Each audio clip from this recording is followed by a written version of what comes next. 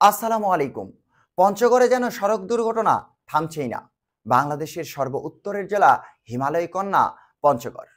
নেই কোনো জ্যামজট, নেই কোনো কোলাহল। শান্তিমুক্ত একটি জেলা, জ্যামজট নেই। তবু কেন ঘটে যাচ্ছে প্রতি বছরে ১০০রও বেশি সড়ক দুর্ঘটনা?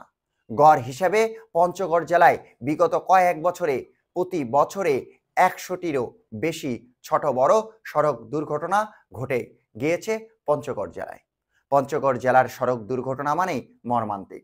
পঞ্চগড় তেঁতুলিয়া মহাসড়কে যতগুলো সড়ক দুর্ঘটনা ঘটেছে, হয় ঘটনা স্পটে মৃত্যু, নয় দীর্ঘ চিকিৎসার পর কোনো রকম বেঁচে থাকা। পঞ্চগড়ের এমন সড়ক দুর্ঘটনা আসলেই কি সত্যি রহস্য?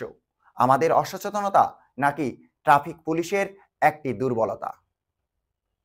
চলুন দেখে আসি পঞ্চগড়ে বিগত কয়েক বছরে ঘটে যাওয়া মর্মান্তিক সড়ক দুর্ঘটনাগুলো। সোশ্যাল মিডিয়া আসলে যেন ভেসে আসে পঞ্চগড় জেলার মর্মান্তিক দুর্ঘটনা। এমন সব মর্মান্তিক দুর্ঘটনার আসল রহস্য কি? আমাদের অসচেতনতা, নাকি ট্রাফিক পুলিশের একটি বড় দুর্বলতা? আমরা কি পঞ্চগড়বাসী হতে পারি না সচেতন? আমাদের সকলকে সচেতন হতে হবে, নয়তো চলে যেতে পারে আমাদেরও প্রাণ। আর ট্রাফিক পুলিশকে বাড়াতে হবে নজরদারি। মহাসড়কগুলোতে যেন ফিটনেসবিহীন কোনো গাড়ি চলাচল না করতে পারে। আর চালকদের থাকতে হবে অবশ্যই ড্রাইভিং লাইসেন্স। ট্রাফিক আইন মেনে চলতে হবে।